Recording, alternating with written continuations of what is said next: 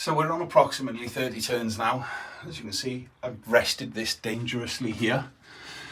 Now these grub screws need to be retightened. So you keep your one spare rebar, tighten up one grub screw, leave your locking pliers on at all times.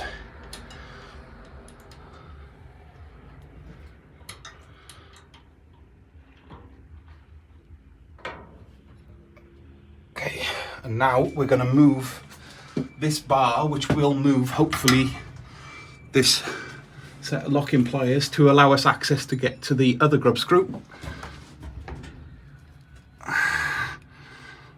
Oh, feels a little precarious, but as long as you're safe in your mentality and careful, this isn't any man job.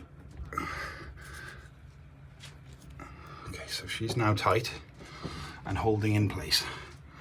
Check the top grub screw once more.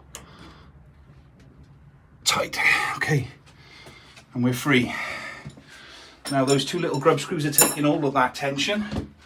I'm just going to very quickly pop this off and dive to the floor if you hear a noise. Okay, and we're ready to test the door. Now this Henderson took approximately 29 turns before I felt the resistance that I wanted. So let's have a check.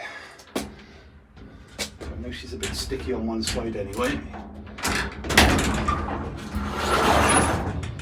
And there you have it. The weight of the door is actually taken. Cut.